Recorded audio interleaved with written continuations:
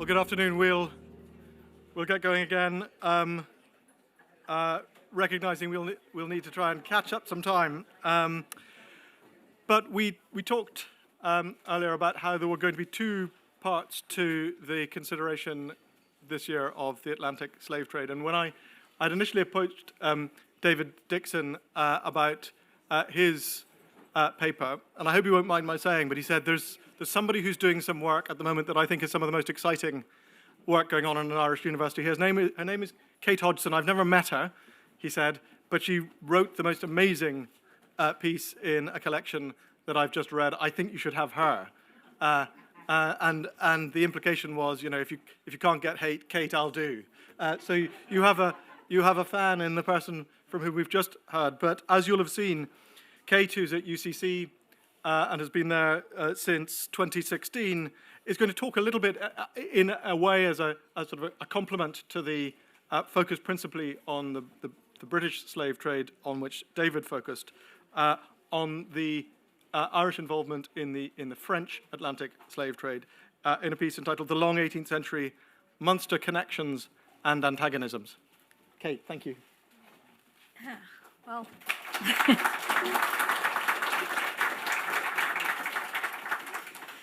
Thank you so much, Simon, for inviting me, and my day is already made, so I'm delighted.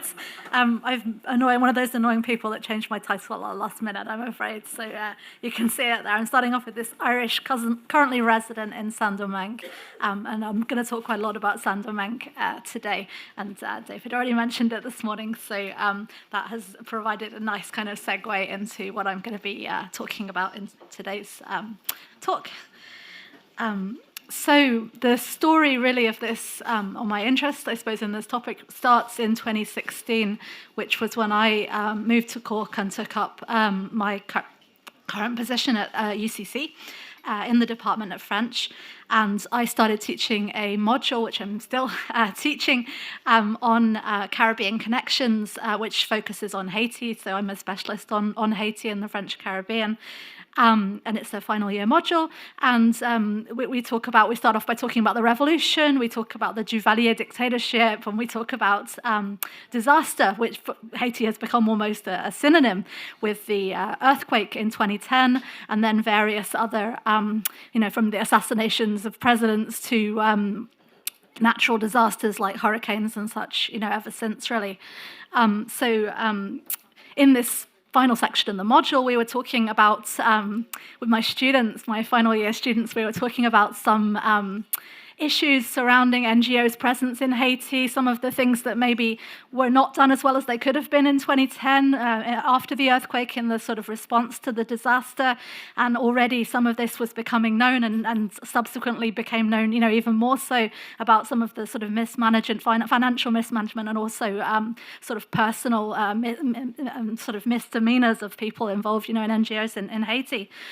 And that was already kind of known about in 2016. So when another disaster, unfortunately, hit Haiti in 2016, which was Hurricane Matthew, which caused a few hundred deaths in the southern peninsula of Haiti. It was the very first year I'd run the module, and the students were, it was topical, I suppose. It hit just when the module began in October 2016, and the students, wanted to help. So we said, okay, we'll do some fundraisers, and we did, and which was lovely. And the students were very, engaged and interested, and that's sometimes the case, but not always the case. So that was great.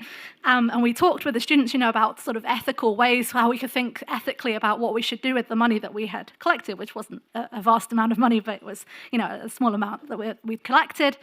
And we decided that because at that point people that know, a lot about Haiti and have been based in Haiti were sharing details of small, NGOs, small organizations, and we're saying it's better to give your money to small organizations, which is, it's a point of debate, and it continues to be debated about how best to help people in places like Haiti. But one of the things people were saying, give your money to people on the ground directly, that rather than these big, faceless organizations or whatever. That was very much the word on the street at the time, let's say. So we did. We decided that we chose a small a friend of mine who's lot of connections in Haiti. Her husband is Haitian. Provided, via social media, a list of small organizations in Haiti. And I talked through the list with my students, and we picked one of these organizations, which was a school in a small place on the tip of the southern peninsula of Haiti called Dame Marie. We picked this school, and as you can see in the pictures, the school was the whole town was basically completely ripped apart by Hurricane Matthew. And the students were moved, so this was the school before the hurricane hit, and the name of the school was Dame Marienne École Communautaire, sort of just like Dame Marie Community School, basically. And even before the hurricane hit, it only had a tarpaulin for a roof, so you can imagine, what happened to that in the wake of the storm. Nothing good. And the students were moved by images like this, which again we found via social media, all very small. The school didn't have a website or anything, so it was just kind of trying to do a paper trail or check that this was, a legitimate concern or whatever. It was just a GoFundMe at this point. And the students, were moved by images like this. The school had been fundraising for books, and they just got the books, and then the hurricane hit, so they were sort of put pictures up of all the books out drying, in the sun after the hurricane. And as I was, doing this, I suppose, due diligence, trying to sort of find out a little bit more about the school, check that everything was, above board and okay. I've discovered that the school used to be called, before it became known as École Communautaire Dame Marie, it used to be called Plunkett School, École Plunkett. And we were all kind of surprised by this, and the students kind of said, well, maybe it's named after Oliver Plunkett, because of Oliver Plunkett being quite a key figure in Cork, or something that the students would associate with the name Plunkett, primarily would be Oliver Plunkett, the pub and the street. And me not knowing very much about this, but knowing, a little bit about some Irish involvement in Saint-Domingue, some families, sort of thought, probably isn't Oliver Plunkett. And so I did a little bit more digging. And found out that the school was actually named after the mayor of this town. Just prior to the Haitian Revolution breaking out, the mayor of this tiny little really village was a man called Edouard Plunkett. And I found a little bit more about Edouard Plunkett, not very much, because these are all kind of scraps of information that I'm trying to piece together and make something of. But so this is from some correspondence that I've been using as quite an important source of my work into this. And I'll talk about some of these people later, but basically quite a few of these French and also Franco-Irish community members came together in London with members of the French sort of revolutionary émigrés, the people that had left France, sort of aristocracy or nobility had left France during the revolution and come to London. So you get quite a sort of a knot of French aristocrats in London at this time. And some Irish connections among them, a few Irish of descendant people among them. One of them was Edward Roche, who from Waterford, who went to London in 1795 and then wrote to his to his relative Patrick O'Rourke in Baltimore, where he'd gone from Saint-Domingue, saying, I saw this person living in poverty in London. I saw Madame Saint-Dard. I saw Madame de Sensé, whereas other members of this community, apparently at least, are living it up in London, like Madame Digneron, Madame O'Gorman, and Madame Viguier. Or at least so it seemed. Plunkett, who I saw there, this is always really an aside, Plunkett has returned to Ireland, not daring to travel to Saint-Domingue. Not many people did dare to travel to Saint-Domingue in 1795, although, as we'll see, a few did. Unfortunately, this archive was destroyed during World War II, but luckily, a very diligent and productive Haitian historian called Gabriel de Bien took detailed notes and published them in the 1940s. So this is all kind of second-hand access, but at least, we have this, I suppose, the notes that were taken because the whole archive was bombed during World War II. So there's unfortunately nothing left of all this correspondence other than the notes that were taken by de Bien.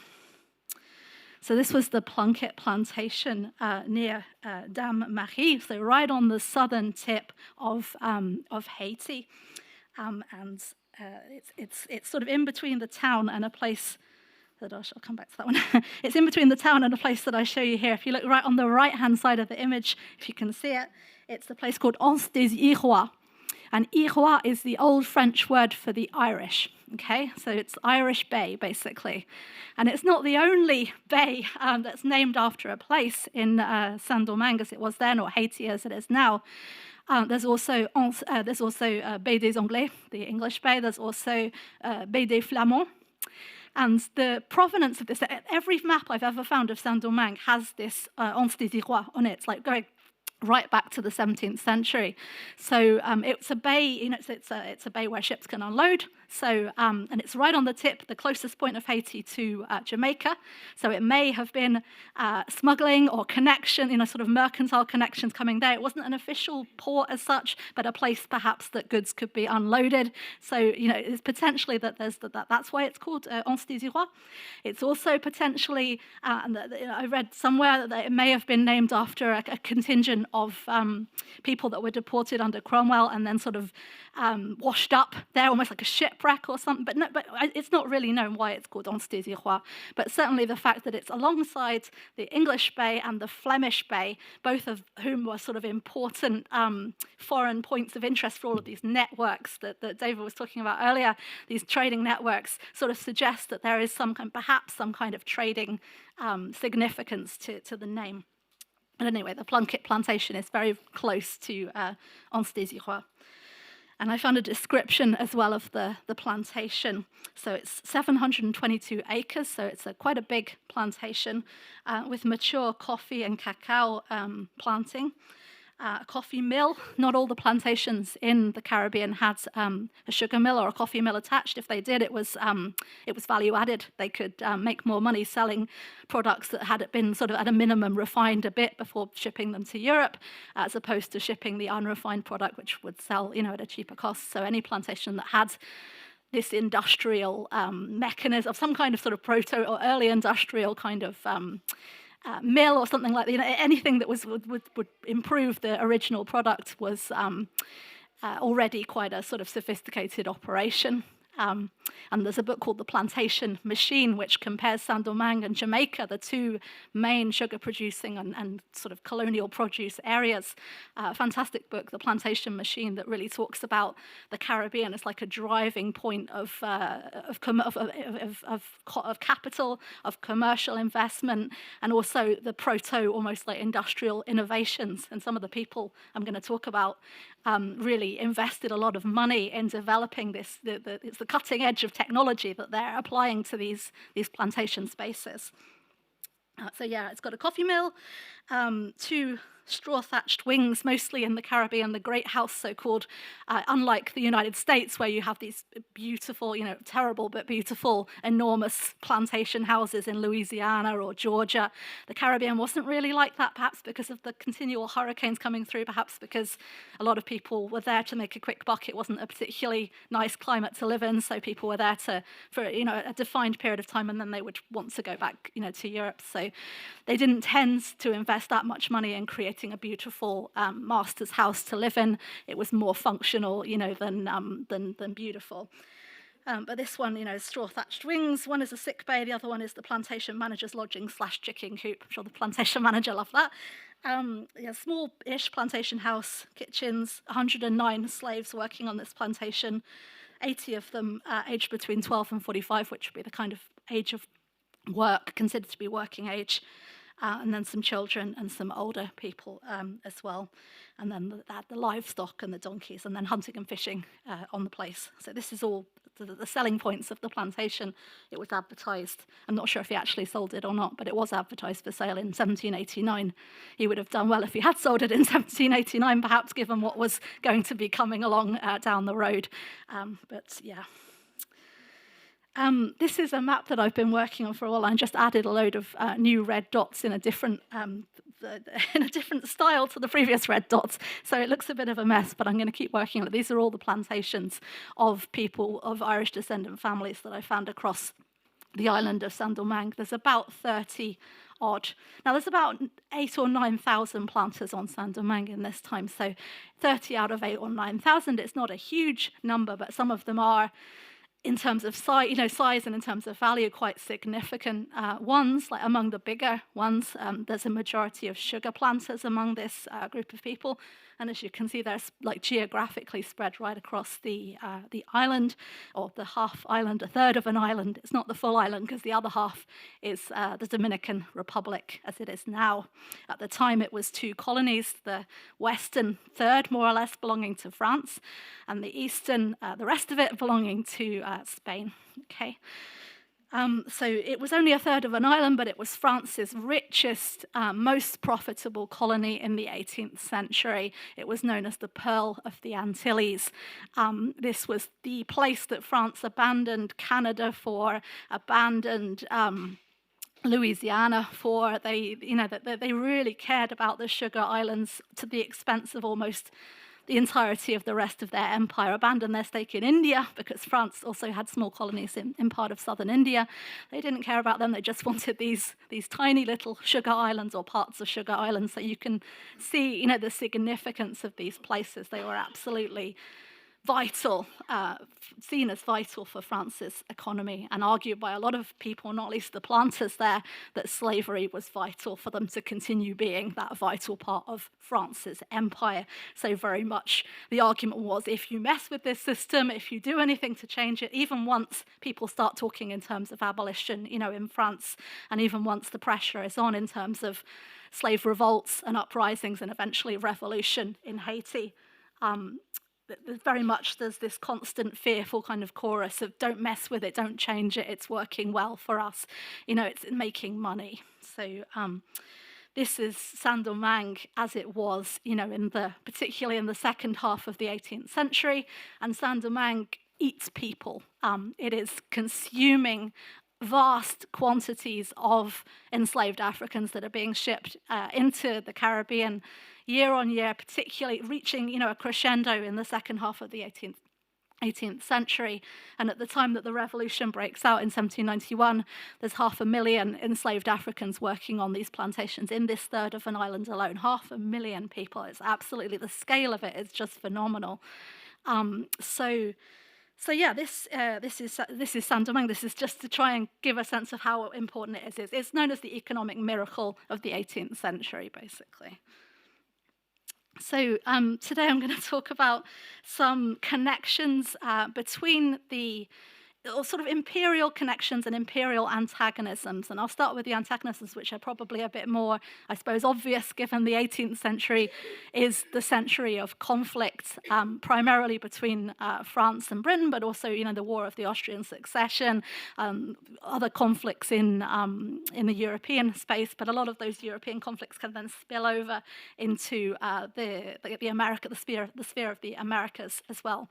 And then, of course, the War of American Independence as well is important here. So I'm going to be looking at how these Franco-Irish people, how they are involved or how they respond to these imperial antagonisms which are going on, in the Atlantic world, and how this affects their business interests, I suppose, and of course how they participate themselves in it, given that many of the Irish descendant people living in France at this time, many of them are in the military, are fighting, either in the various Irish brigades. So yeah, the Irish Brigade, of course, very significant. The Welsh, I'll talk about the Welshes, but they have a regiment. The Dillons as well have a regiment, and the Welshes and the Dillons are very involved in fighting in the Caribbean throughout, certainly in the second half of the 18th century. They're familiar with the Caribbean space. They have, a lot of the soldiers and the officers have experienced this space, and therefore they're the disease environment there. They're not just going to go there and immediately get killed. So they have this familiarity, I suppose, with the environment of the Caribbean, which makes them perhaps more likely to invest. Work's been done in other sort of historical research has been done in other contexts, suggesting that about up to half of officers stationed in the Caribbean during the 18th century ended up investing in plantations while they were there. So this was a potential opportunity. Of course, there's also the romantic route whereby they might meet a girl, a daughter of a planter, and end up staying, in the Caribbean. And so that's another way in which people of Irish descent may have ended up owning property or land or getting involved in the Caribbean sort of economic context. But yes, so through the military and through sort of marriage partnerships. The 7 Year War has a huge impact on shipping and provisioning, which was discussed, earlier, in the Caribbean of France's colonies. Britain really knocks out France's slave trade at the beginning of the 7 Year War, so France doesn't really trade in slaves for those 7 years, but then it starts up again once the 7 Year War ends, and because at this point France has lost Canada, it's lost India, it's lost what is now the United States, the focus becomes even more intensive on the Caribbean, that really the focus is almost entirely on the Caribbean then, and they want to rebuild the finances of the French crown, so the slave trade sort of ramps up almost immediately then after the 7 Year War ends. Then there's the American War of Independence, sort of 15, 20 years later. Irish Brigade regiments like Dillon's and Welsh's regiments are stationed in the Caribbean during this, again, increasing their familiarity with the region during this, important period of conflict. As I say, a number of officers at this point end up buying plantations or marrying heiresses.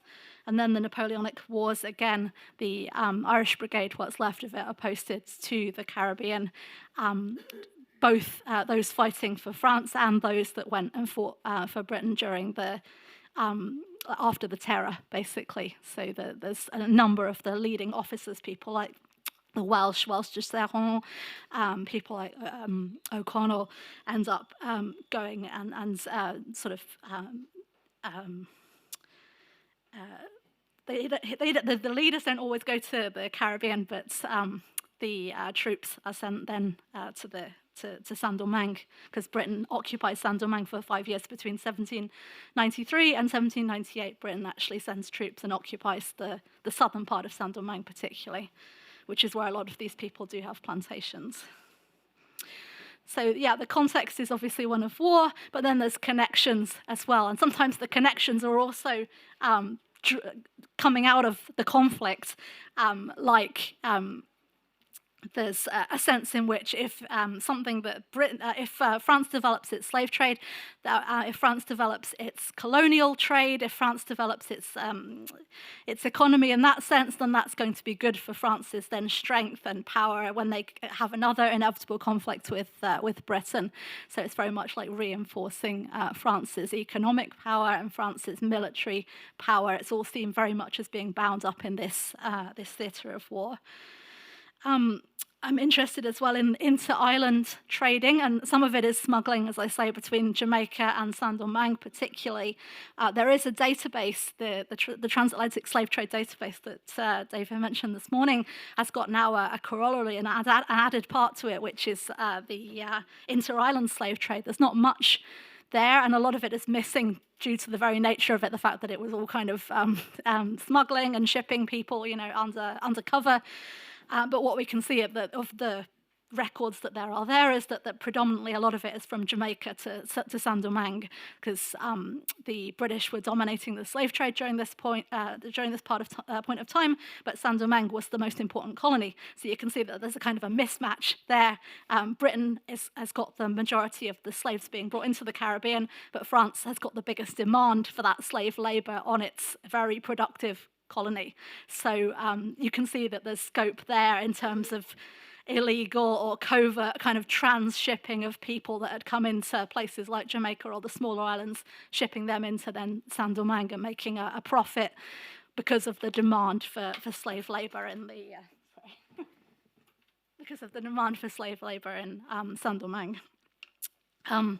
I'm looking at multilingualism in the islands as a kind of source of evidence for these inter-imperial connections, or these people working across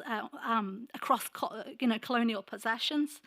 And I'll talk a little bit more about that. And also the provisions trade, so the salt beef being the main, most important thing. And so all the French sources say, it wouldn't be possible to feed the slaves that we have on the plantations without this source of salt beef. Like salt beef is even written into the slave code in France. It's that important as like a food source. So the demand for salt beef is substantial, So that, of course, then creates further connections in the Caribbean and within Europe as well. So yeah, the multilingualism, of course, it's a port, so we shouldn't be surprised that there's a lot of people that speak multiple languages there, and official interpreters were employed. The languages you would expect: German, Swedish, Flemish, because Flemish was also an important connection. A lot of the people trading in slaves and trading in colonial goods in ports like Nantes were of Flemish origins, like the Irish community and the Flemish community were the two biggest communities of foreign merchants working in Nantes and La Rochelle, for example. Danish, Spanish, English, of course, and Dutch. So these were the sort of standard interpreters available. But then in the capital, there were also Russian and Irish language interpreters available in this port. So really, extraordinary. How much demand for it was, I'm not sure, but there was this range of multilingualism going on in these port cities in Saint-Domingue. And there's a lot of crossover between the slave trade and the colonial trade, particularly out of Nantes, and plantation investment in Saint-Domingue. The reason for that, as well as people's familiarity with Saint-Domingue, familiarity with the Caribbean space. People are going across, trading in goods, trading in slaves, and therefore there is that familiarity, and there is more likelihood that they might then invest, buy a plantation. The biggest slave trading name in Nantes from the Franco-Irish community was Antoine Welsh, and he ended up retiring to the Caribbean and on his plantations in Saint-Domingue, for example. So he started off trading in slaves and then ended up being a plantation owner, by the end of his life. Some people followed that pattern. Some people weren't involved in the slave trade at all or in the colonial trade, but just ended up going to the Caribbean, and some people never went to the Caribbean and stayed in Europe and just continued. So there's a variety, but there is quite a lot of crossover, nonetheless, as you'd probably expect. And another reason for it is because the planters were all extremely heavily indebted. So when something went wrong, the crop failed, or they didn't make the money they thought they were going to make, often they had to sell up, or they had to, I'll give you a piece of my plantation, you can have an investment in my plantation, because they owed money to the merchants, right? So a lot of merchants end up owning property in the colonies in that way, almost like in payment in kind. So yeah, there's a significant amount of crossover. This is from Patrick Clark de Dromontin, who is a French descendant of one of these original Franco-Irish families in Nantes, who wrote this book called Les Réfugiés Jacobins dans la France. So some of the names, I don't know if you can see because it's small, I can't really see myself, but some of the families that are active in both the slave and colonial, like as merchants in Nantes and also as plantation owners in Saint-Domingue. I've underlined in red the names that are both traders and also plantation owners, and there are, you can see that there's quite a significant number of them. And Nantes is one of the centres. Another centre is actually La Rochelle. We were talking about maybe Munster connections or Cork even connections. As they were saying this morning, there's not that many Cork people owning plantations in Saint-Domingue, but there are, and it's mainly people from Waterford, Limerick, Galway, Dublin, etc. But there are a lot of Cork people in La Rochelle at this time, and they are involved in this kind of shipping, or these circles of trading in La Rochelle at the turn of the century. So there's sugar refineries, for example, in La Rochelle. Sugar's coming in from the Caribbean, they're processing it in La Rochelle, and it becomes like an early centre of sugar production. The first sugar crop from Saint-Domingue, the first ever kind of shipment of sugar, came into La Rochelle in 1696 from Saint-Domingue. It had already been coming into France from Martinique and from Guadeloupe, the other islands, but the first time it came from Saint-Domingue, which was to become the biggest, the most important sugar colony for France, was into La Rochelle in 1696.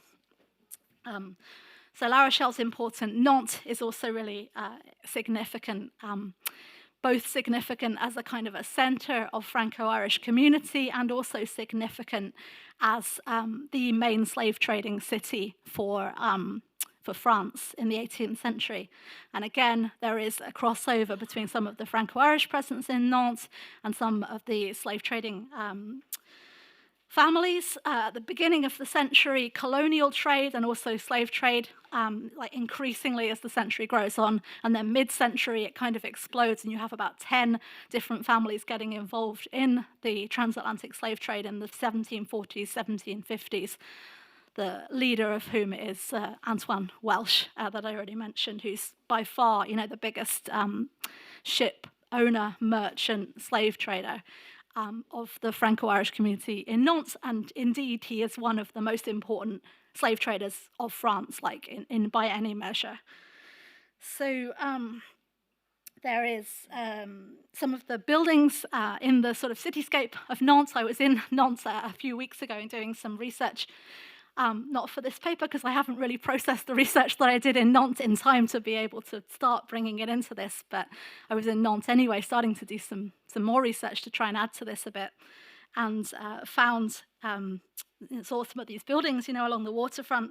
There's the Hotel O'Riordan, which is where the Clancys and the Murphys were based, O'Shiel's, the Roche, the Sheridan, the Tobin, Frere.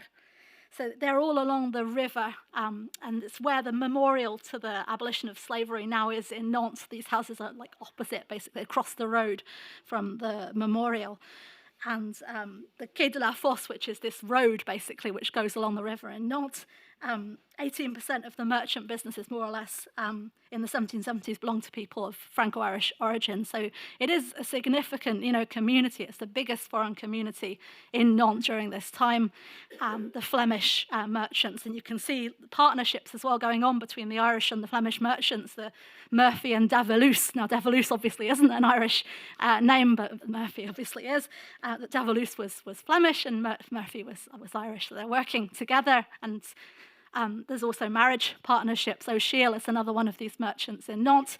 They make a marriage connection with the Van Ass family, who were Flemish again. So there's marriage partnerships and business partnerships happening between these merchants of foreign origin working in Nantes in the 18th century. And it's very much kind of pragmatic, business. It's a business opportunity, and they're all involved in this, both the colonial trade, which would be the direct trade to the Caribbean, so sending out French produce and bringing back sugar, coffee, etc., and what was known as the triangular trade, which would have been sending French produce to Africa, bringing African enslaved people to the Caribbean, and then bringing Caribbean produce back to Europe. So even though I said that there's like a surge in Nantes in the 1740s, particularly with Antoine Welsh, even before that, there's already a substantial Irish merchant community at Nantes. There's a list in the, again, it's in the Clark de Dromontin book. He lists the 20 wealthiest merchants of Nantes in 1725, and 10 of the 20 are of Irish families. So half of the most wealthy merchants in Nantes at that time are of Irish descent, and a lot of the names are pretty familiar. Antoine Welsh isn't there yet because he hasn't started investing. His family went first to Saint-Malo, where they were corsairs and privateers and smugglers, and then they came down to Nantes and kind of legitimated their business. It sounds strange to say that they legitimated it via trading in slaves, but essentially that's what they did. That was more respectable, than the alternative, unfortunately. But yeah, even before this, in 1725, you can see a lot of names that then kind of become familiar or continue to be familiar through the 18th century. And names, again, that did invest in Saint-Domingue plantations, which is really the focus, from my point of view as a specialist of someone who works on Haiti, is the kind of the focus of interest really for me is Saint-Domingue. So the McNamaras had a plantation in Haiti. The O'Shields had a plantation. She's were merchants in Haiti. The Browns married into a family called the Bouteillers, who were the most wealthy, I'll talk more about them in a bit, but the most wealthy non-slave trading merchants. And the Lynch, I think, had a plantation, although I haven't been able to identify it, but there are other sources that suggest that they did. So, yeah, quite a few. Okay, so now I'm going to talk about Saint-Domingue particularly. It starts quite early on, the Franco-Irish investment. people like John Stapleton, who's very interesting because he had a direct family connection to the governor of Munster at the time. So immediately, this guy doesn't go via slave trading or colonial trade or Nantes or whatever. He goes directly and invests in the Caribbean. But he is also present in Nantes. He buys a property immediately after his young family are born in Saint-Domingue in the Caribbean. And then he moves his family back to Nantes, buys a very kind of fancy, chateau, and then all of that Nantes Irish community, Franco-Irish community, all see his success. So that immediately puts it on the radar. Oh, Saint-Domingue is a place where you can get rich. And this really is a refrain that goes throughout the 18th century is go and make money in Saint-Domingue. Saint-Domingue will make you rich. So Stapleton immediately very successful in Saint-Domingue, and he has that connection, again, talking about these trans-imperial connections. He has that connection with Montserrat, his uncle. I think his uncle is governor there. Butler, who's a business connection of Stapleton, does very much the same thing in 1720, goes and buys plantations in the same area, which was the north of Saint-Domingue, the first area which was planted. O'Gorman bought his plantations in the 1730s, and then Antoine Welsh, who did come via the Nantes slave trading route, bought his in the 1740s. So starting gradually kind of picking up speed in terms of people investing. These are the big investors because it was extremely expensive. You needed a lot of initial capital to buy a plantation in the Caribbean. It was not cheap. So these are people that had disposable income that they could invest in these properties, okay? And it was easier earlier on to invest when the land was uncultivated and when you're essentially speculating on a new colony. By the time people like Antoine Welsh are coming along in the 40s, it's very expensive to invest in Saint-Domingue. So you have to have a lot of money, particularly in the areas in the north, which was the main sugar plain, and then the other areas that opened up over the course of the 18th century. So it was very expensive. But a lot of them, did, and a lot of them had these sugar plantations, which were the most expensive type of plantation that you could have in Saint-Domingue. This is the northern plain in 1786. It's a map from the Library of Congress. You probably can't see it, but you might be able to see my little orange circles on there, which are the plantations of the Butlers, McNamara, Stapletons, and Welshes. So the biggest, I suppose, most richest colonists at this point of Irish descent. And another source, I suppose, of information, I'm trying to find different sources of information. Maps is a really good source because you can see the person's name on the map and you can sort of then trace them. There's another database that I'm going to talk about to finish, which is a really good source of information about these planter families. Another one would be the escaped slave ads, or the maroon ads. These came from the colonial newspapers. It tended to be slaves that were imagined to be in urban locations because there was no point putting out an advert for someone to run off into the mountains or somewhere in the middle of nowhere. No one was going to see them other than other Maroons. So if there was a chance that they might be in a town or a city, they might put an ad out in the local newspaper to try and recover their property, entre guillemets. So this is one formerly of the Welsh plantation.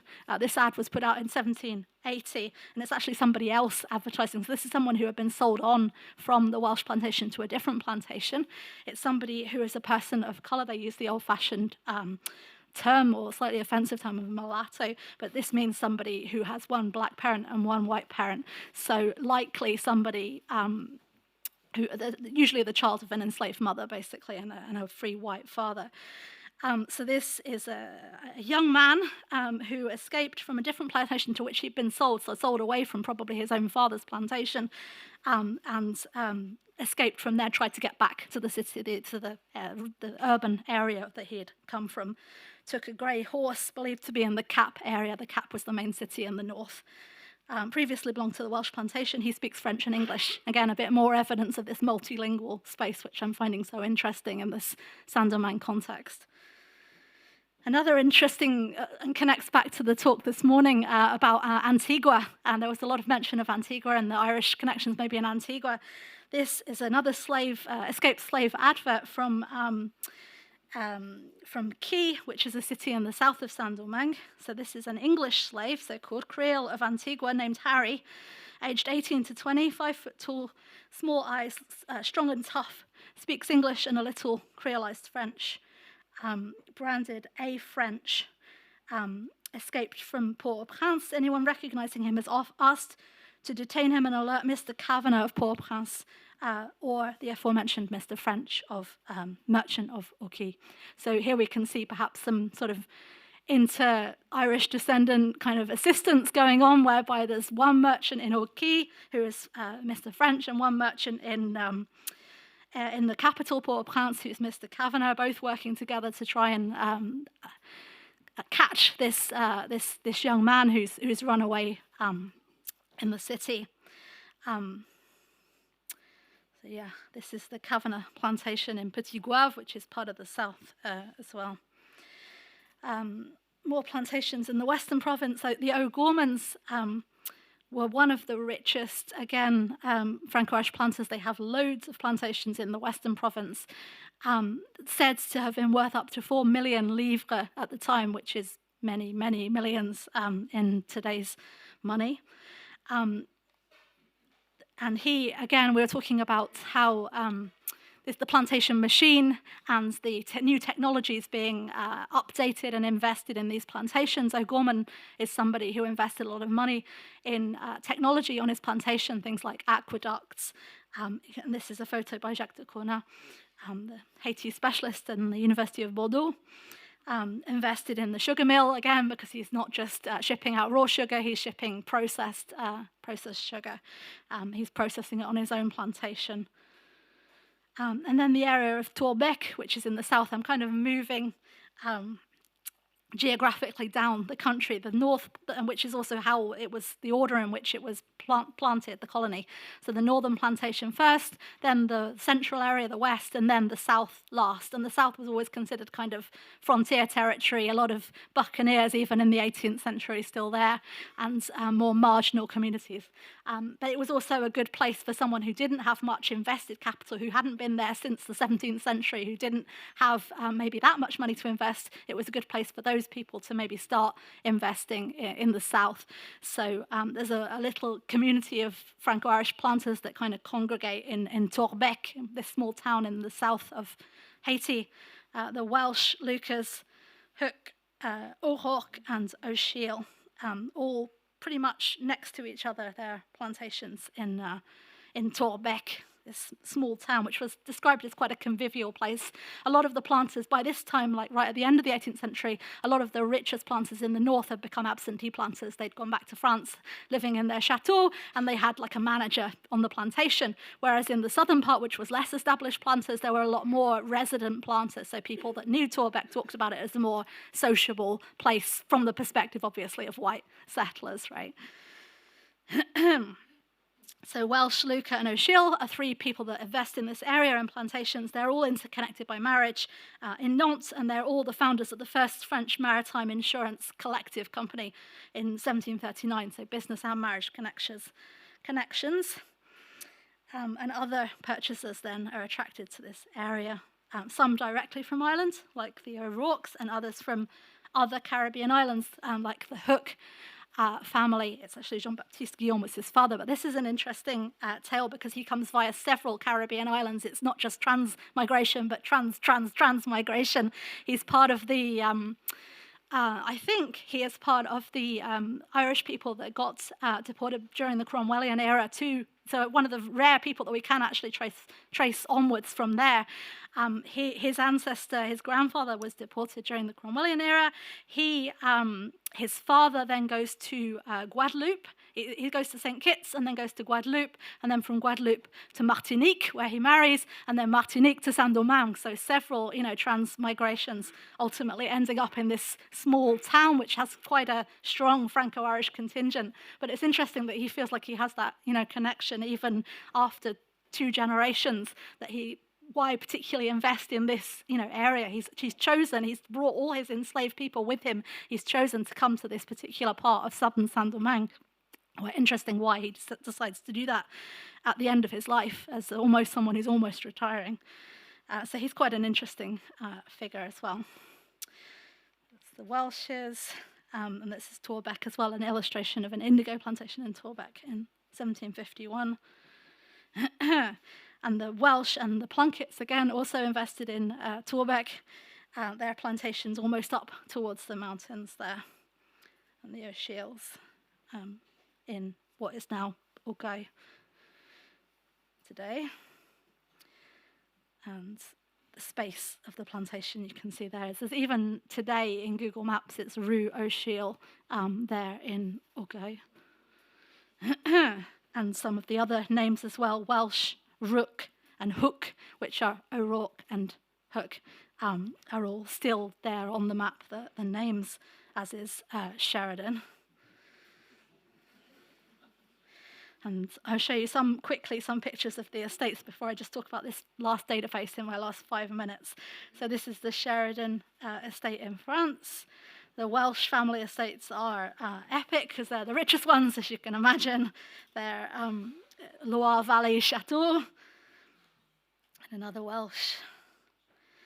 And Dervalier, this is the Stapleton investment when they come back, showing off with their money that they got from Saint-Domingue at the beginning of the 18th century. And you can see how this is going to be quite inspiring to people that are hoping to make some money out of this Caribbean, investments. The O'Shiels at La Placelière, and the La Roche-Courbon, which was the McNamara's estate. The original Sleeping Beauty's castle, apparently, although several French chateaux seem to consider themselves to be the original Sleeping Beauty, as a marketing technique for them, I think. It's, this is La Roche-Courbon. And this quite problematic image, shocking image, I suppose, which I found only recently. It's from a small provincial museum in France. And the title of the painting, there's a series of these paintings showing basically aristocratic women with young enslaved men. The title of the painting is The Irish Countess of Lismore with her slave Asa. So we even know the name of this young boy. And it was a status symbol. It's awful, but it was a marker of status and esteem. And this woman, I haven't got time to go into her background, but she was somebody who needed that marker of status at this time for historical reasons. She was fighting a sort of a legacy claim through the courts. So she was somebody who really needed at this point to be seen as a legitimate member of the French aristocracy. So what does she do? She has herself painted with a young enslaved boy. I'm not even sure if he was actually. She's not a member of any of these plantation families or has any connections to them that I can ascertain. But nonetheless, she's depicting herself as though she is, which is quite interesting. It shows the extent to which this is an aspirational lifestyle for people living in France, not just people of Irish descent, but all French people that were, aristocratic or aspired maybe to be aristocratic, at this time. So we already spoke this morning briefly about what happened in Saint-Domingue, now Haiti, in 1791. Revolution breaks out already. Of course, France was in full kind of revolutionary swing. The revolution spreads to the colonies very quickly, and then in August 1791, which is now the UNESCO day of to mark the memory of slavery, end of August 1791. The revolt breaks out in the northern part of Saint-Domingue, so the richest. They're striking at the heart of the colonial machine. As the book calls it. They're set fire to hundreds of plantations almost simultaneously, so it's a mass planned, revolution. And this is the beginning of what becomes the Haitian Revolution and the beginning of what made Haiti an independent country, the first country to be both post-slavery and post-colonial. The US had already gained its independence a few decades earlier, but Haiti is the first country that was previously enslaved to become free. We already saw that image.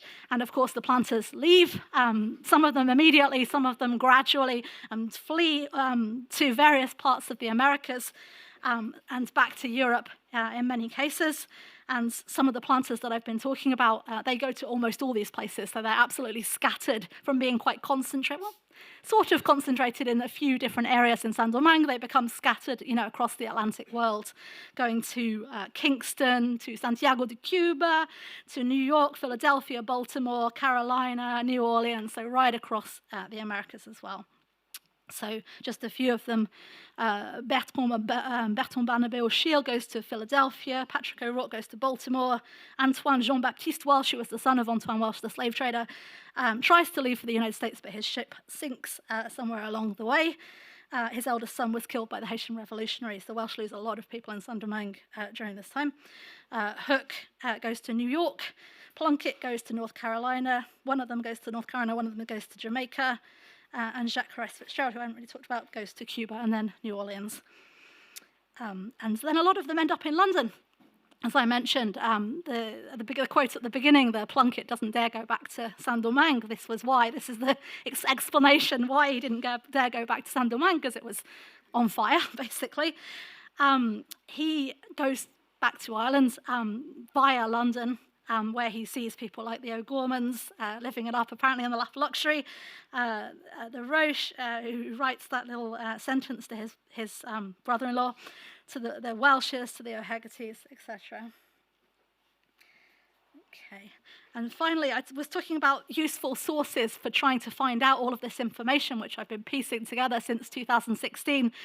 One, probably the most useful source for me, and which is now actually online in a French database called Repairs, is the 1825 indemnity. So France kind of pushed Haiti into paying them a large sum of money, 150 million francs, to be distributed among these former planters. So they were essentially given compensation for the property that they lost in Saint-Domingue.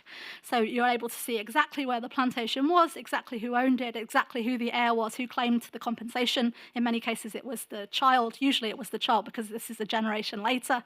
In some cases, it's the original planter who's pretty old by that point. I don't really have time to talk about all the compensation claims, but it is good that it's now online, only since the last couple of years.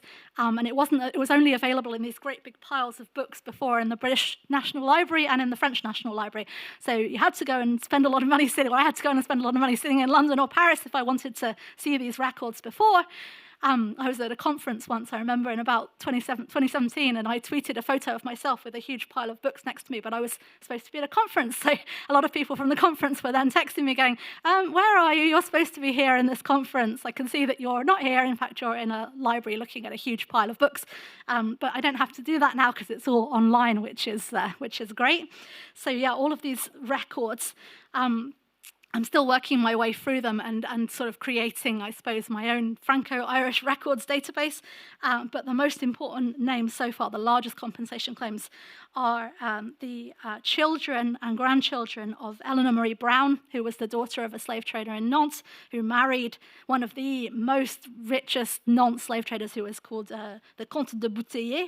And they owned 4 sugar plantations in Saint-Domingue, so this is a lot of money. They got about 265,000 francs each, the father and the son, or the uncle and the nephew. I'm not sure exactly how that was divided between them, because the database isn't always very precise on the exact figures, but this is only a tenth of what those plantations would actually be worth. So they would be worth then about 2 million francs, which is now 10 million euros plus, in vast amounts of money, huge amounts of money. And the same for the Welshes. There's one woman, Antoinette Julienne Welsh, who inherits, again, probably 8 or 10 million now from the sugar plantation, not only half of the Welsh sugar plantations in the north of Saint-Domingue, and then an Antagonisms. One thing that's really interesting about this database, which I don't really have time to talk about, is the number of women inheriting is really striking. This is French inheritance law, where everybody has to get an equal share. So there are a lot of women inheriting, and often it seems that the arrangements have been made so that women do inherit more. It seems to be almost more often than men in this context. So this is kind of pretty interesting as well. Some people did not receive compensation. I mentioned the O'Gormans in the centre of Saint-Domingue, who had this 4 million livre estate. They didn't get any money because the bankruptcy charge. His wife managed to hold on to her money, so obviously they had some kind of separate finances arrangement, but he did not. There was very little just for his creditors to share out, very little left at this point. Because we're talking about these trans-imperial connections, very often those people are more likely to fall through the net of compensation because they weren't living in France. We saw they were scattered across the Atlantic world. Somebody living in South Carolina eking out a pittance as a French teacher or a dancing master or something is not going to be able to come to France and claim, the money that probably the money that they were owed wasn't very much anyway.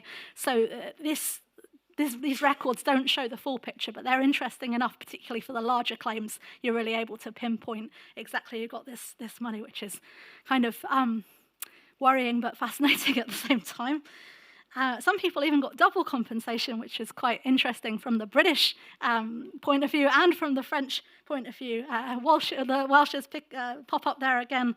Alfred Isidore Welsh married a British heir of a Jamaican estate, so they essentially claimed 2 sets of compensation, as did the widow of one of the O'Rourke children that I haven't really had time to talk about, but anyway. So, yeah, Nini Rogers is a fantastic source on the Irish slave trading connections, and she says that particularly in France, and the sums we're talking about here, 20 million euro kind of investments, I mean, these are vast sums of money, and really did allow them to direct the lives of others, as Rogers says, black and white, and to consort with kings. I mean, these are people that had connections at the highest level of French society and really were very important in French society. So it's not a small thing here, okay? And that's it. Thank you very much.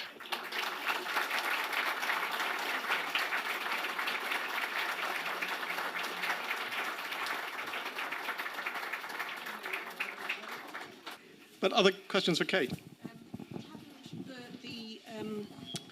The plantations, who ran the plantations afterwards? During this transitional period, which is the revolution period in Haiti, a lot of them are taken over. The correspondence of the O'Rourkes, which is this really useful source which burnt down in the archive, they talk about the plantations are being let out by the Haitian revolutionary leaders, being let out to former slaves, so black, farmers who are then sort of running them, and then they're sort of just taken over, basically. You can see the parallels between what was happening in France, where the French revolutionaries were confiscating the estates, of the émigrés and the aristocrats, almost like the same thing sort of happening on the Haitian side. They're being confiscated essentially and given over to the revolutionaries. And the workers were being paid at that stage then? Well, that's a good question. They're getting a share of the profits, such as they were, and they became known as cultivateurs rather than esclaves. But then, essentially, but a lot of, the big estates, yes, often they don't continue functioning in the same way that they once did. It's very hard to get, people like Toussaint Louverture tried to get the former enslaved to go back to work on the plantation, but really it was almost impossible to do so. They had been, so brutalized for such a long time. To actually get people to go back to a plantation voluntarily was practically impossible. So, yeah.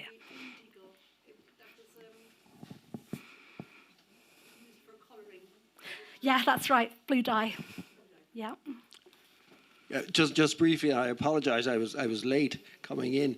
Is there any evidence that religious institutions or individual clergymen and so on who would have gone out to service the planters, I guess initially, whether they themselves or their institutions became owners and so on, and what happened there in terms of compensation and all that?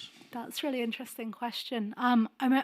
From this point of view, I'm only aware of little snatches, but they definitely were, that had plantations and had slave ownership. Sometimes they would contest. Like there was a strange case of a guy called Fitzgerald who had a plantation in Saint-Domingue, then died and wanted to leave it to someone, but the Dominicans came in and said, actually, you used to belong to our order when you were a very young man and you escaped from us, therefore we want your money, basically. So they contested, the will.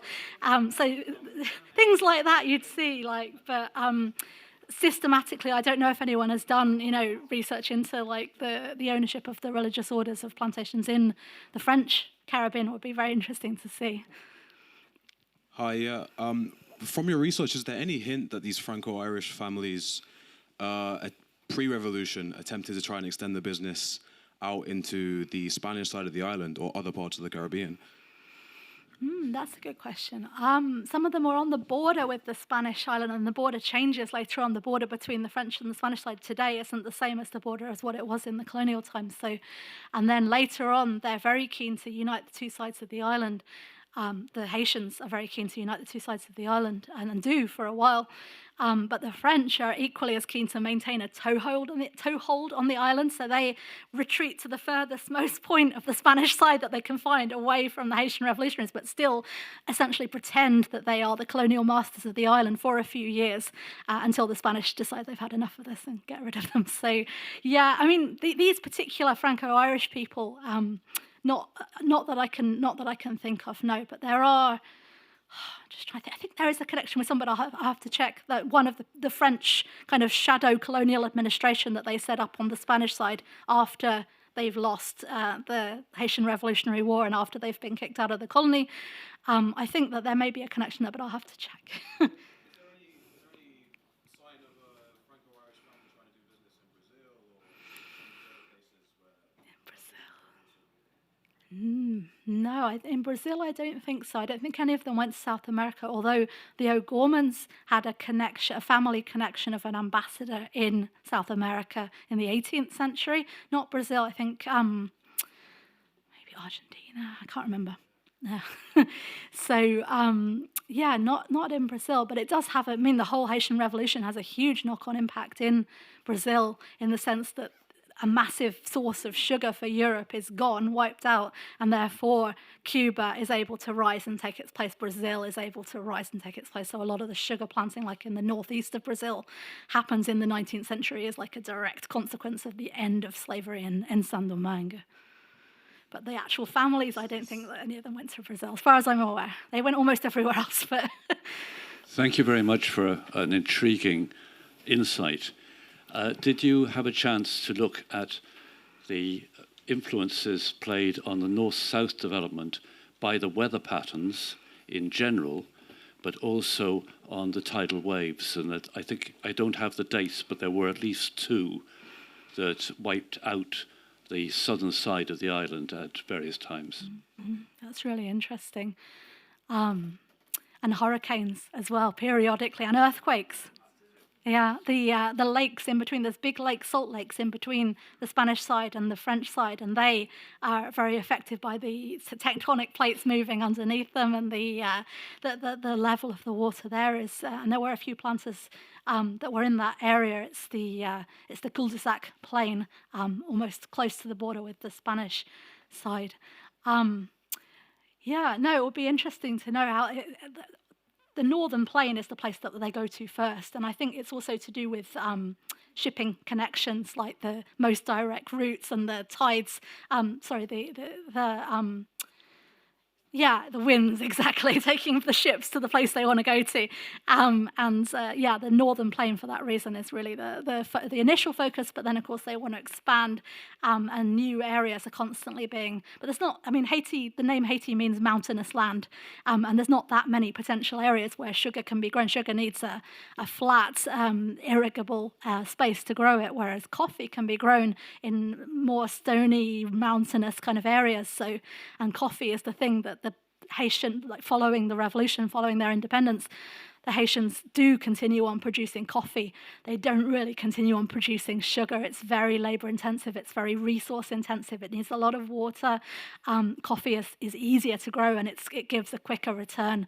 And you can grow coffee in all different areas, whereas sugar is quite specific to these regions. So there's not unlimited source of land, because Haiti is the mountainous land. There's not unlimited sources of land that the sugar planters could take over. They're sort of restricted to certain sugar plains, basically, and it was sort of predetermined. And they're always looking for new areas to expand into over the course of the 18th century. Thanks. Kate, I think I might be able to help you answer the question by the previous gentleman about the Irish planters moving to other islands. I've got a friend called Richard Plunkett, who's got a sugar plantation in Barbados. He actually wrote to me the other day and asked if I had any spare musical instruments for the school on his plantation. And I'm making an assumption, and I know that assumptions, but I haven't asked him, is that his ancestor probably moved there from Haiti back in 1791. But they're still alive, and he's trying to procure some musical instruments for the school on his plantation. So he's obviously trying to make some sort of amends. But I thought that would be interesting for you to know. That's really But interesting. I'm The happy to school help. and the plunkets and the Yeah, island. I'll yeah. come and talk to you after. That's really interesting. Thank you. Way over time, but if we have one last very brief question, and then we will thank Kate. The Count Walsh de Serant, is there anything known about their history in Ireland before they went to France? They married in 1780 the heir of the Southwell or Southwell title in Ireland, who owned plantation lands in Limerick, Cork, and I think in Donegal. And it's possible that they may even have been doubly compensated because of the French and British links. The Suttons, did you say? Well, Oh, Southwell. Southwell. They would have been responsible for the Palatine settlement in County Limerick. Okay. It's not a name that I'm familiar with in the context of Haiti, no, but I can check. I will check. Well, on behalf of all of you, let me thank Kate for what was a fascinating discussion and one that opens yet more avenues for future festivals. So thank you very much indeed.